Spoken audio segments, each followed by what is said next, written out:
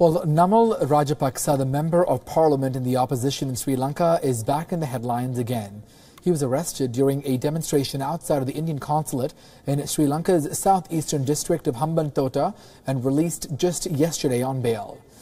Rajapaksa is only 31 but is no novice to politics. In fact, he is the son of long-standing former President Mahinda Rajapaksa, the head of the state, who is credited even by his critics for being the first to bring the long 30-year-old civil war to a decisive end in 2009. But why the protest against India not far from the expensive but underused Matala airport built by China? Well, is Sri Lanka really handing over the airport to an Indian company to make it profitable again?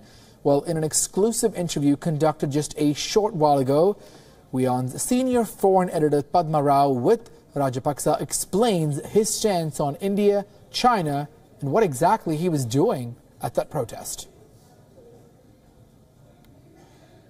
Initially, we were asking from the government members what is their program, because we see in English media, in Sri Lanka itself, that the English media states that the government is planning to release Matala airport to an Indian company. But at the same time, in the Sinhalese media, it says otherwise. So the people were confused, and same thing happened when it was initially organized for the Hambantota port as well. Because at one point the government was saying no, they're not going to do anything, and all of a sudden people found out that the survey department is coming and surveying 15,000 acres. So same thing happened in regarding to Matala airport. So all of a sudden the English media state that the government is trying to release it to one of the Indian companies. At the same time, some of the Indian media also quoted that. At the same time, the government cabinet spokesman was very vocal about it, and he was very openly saying we need to give it to India for geopolitical aspect, and if we want to balance India, but that's the terms he used. We want to balance India for giving China the Hambantota port. So it is natural for the people of the area to get frustrated and get worried about their own homeland, the lands that they have been brought up and lands where they were living for so many years. So they all got together, the area got together, and we want to give a letter to the Indian Consulate General. The people wanted, the religious leaders wanted to go. Well, Sri Lanka is heavily in debt, mainly towards China, and has offered a 99-year lease to China in exchange for some of that debt at Hambantota Seaport, not far away from the Matala airport. The airport itself is reportedly being offered to India to dispel India's concern with China's presence in the island nation.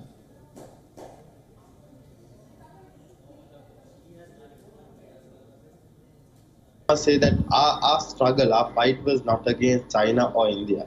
It doesn't matter for us. Our struggle is for our people, and what do we get out of it? See, end of the day, the Sri Lankan people, the Hambantota people has to live there. It is their homeland. It is our asset.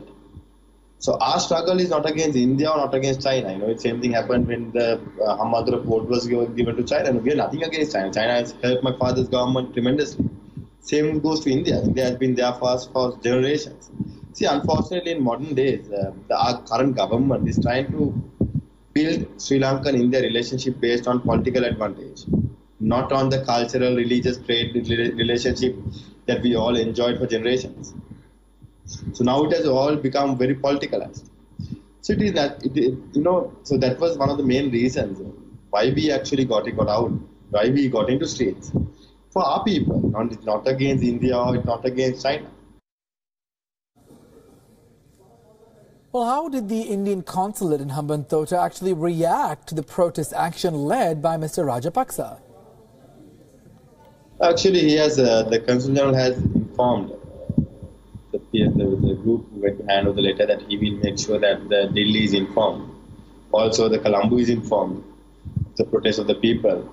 And see, end of the day, it is our duty to make sure that there is a public uprising against this. So it's our duty to inform them. And we have done our part. But the decision is made in Colombo. This government's policy. It's not Indian government policy to take Matala airport. It's not the Chinese government policy to take Matala Hambantota port. It is our government policy. Well, we also asked Mr. Rajapaksa his stance. Well, is this just a political posturing, or are there serious issues in terms of handling the airport by the government of Sri Lanka's current coalition led by President Maithripala Sirisena. Sincerely hope that the Sri Lankan government will realize this, and they will also come into terms of negotiating with the people of the area and listen to them without misleading them.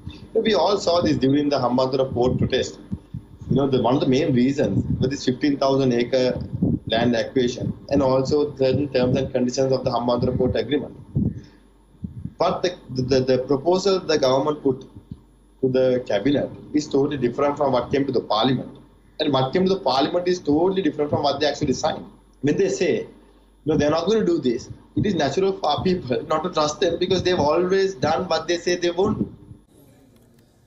Well, the criticism of some of the current policies is certainly fine, but what about some of the solutions exactly? And, let me also find out the joint opposition in terms of what they plan to offer to solve the conundrum over the underutilized airport. If this government really wants to attract Indian or Chinese or European or African investment, they can do that. But they have to put the act together and do their policies straight, properly. And then not to mislead people, tell the facts to people. And come into an agreement where everyone will be benefited, not only the investor. See, that is one of the main criticisms. That is one of the main points that they are actually raising in Parliament. See, they have to go and educate people as to what they do. And what are they intent in doing?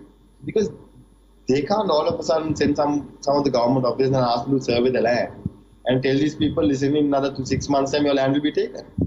People should know why. They should give a reasonable time.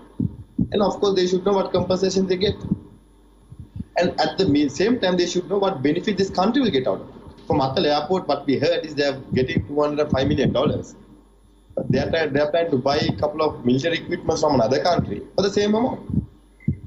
So what is justification? If you are on debt, you can't pay, why are you selling it?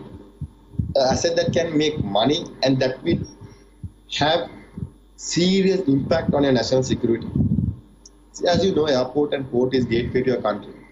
And especially the harbour master and the controlling tower goes to two different nations who still is on a huge geopolitical struggle in the region. And when they're on the arm's length, they're having control, one having the sea control, other one having the air control. We are asking for unwanted trouble. But there is more about the geopolitical rivalry, in fact, between India and China in the Indian Ocean region and less about the profitability. What about the opposition and what do they think about the airport, and do they believe that this can actually be made profitable? See, the Mattal airport has 5,000 acres already, airport. So 2,000 is for airport development, 3,000 is for industries. During our government, we were on negotiating with some of the companies to put some MROs for aircraft maintenance with Sri Lankan Airlines. And Mattal has to be initially concentrated on transshipment, transit passengers, target cargo transshipment, and also transit passengers. For example, you connect Southern Hemisphere with Europe, you connect India with Singapore and Malaysia, and you get transit passengers coming into Mattal. Then the duty-free shopping will start.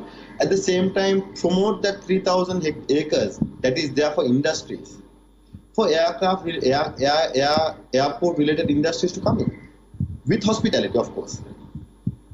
But without promoting investment, you promote management, which is not fair enough. Because if we can manage Katnayak Airport, if we can reach it up to 1.2 million passengers, of course the same management can do up to a certain extent to Mattal as well. On overall, if government believes they can manage, then go for a management agreement. They can go for a management agreement. I'm sure there are plenty of Indian companies or there are European companies or any company. There are millions of companies in the world who are good at managing companies. So they can go for a management agreement. But instead of that, they're going for a lease agreement on a long-term basis. So which they have enough options if they really want to develop Mattal.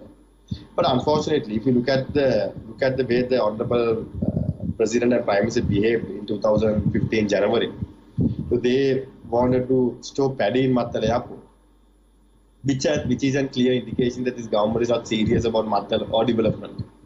And that is one of the serious messages that India or China should get. And earlier on today, we in fact spoke to some of our sources at the Indian Airport Development Company. Now, they told us that they were not remotely interested in investing in the Matala airport and in fact have never been in the bidding for the same. So why is it that Mr. Rajapaksa is still under the impression that the GMR will be literally taking over the Lankan airport? Well, see, I'm sure GMR doesn't want to get involved in a political turbulence, but they have enough any bad experience in Maldives in the recent past. But it's not about GMR. It's about the government. As I said, our struggle is with the Sri Lankan government. Our struggle is not with the Indian government or with Indian companies or with the Chinese government or Chinese companies. Our struggle is very clear. We are against our government policy. Whether it's GMR or whether it's another company, it doesn't matter. As long as all these agreements are beneficial to the Sri Lankan and Sri Lankan people, that's what we are concerned. So our struggle is against the Sri Lankan government. It's not against any individual or any particular country. So if GMR is clear on that, they should clear it with the Sri Lankan media because it was reported in the Sri Lankan media, and that's what the few member of parliament from GAO quoted GMR in parliament because it was on recorded on media. So I think GMR should clear themselves. But again, I must reiterate that this struggle is against our government and their policies. And lastly, we also wanted to find out with regards to this, the need. What exactly is the need all about as far as Sri Lanka's regional foreign policy is concerned? And if the Rajapaksas do return to power, will they do things a little differently perhaps? The Sri Lankan government keep their foreign policy straight. If we maintain a non-aligned policy, we are a small country. We need India, we need China, we need Europe, we need America. End of the day, any of these countries can be helpful to our people if they can create jobs for us.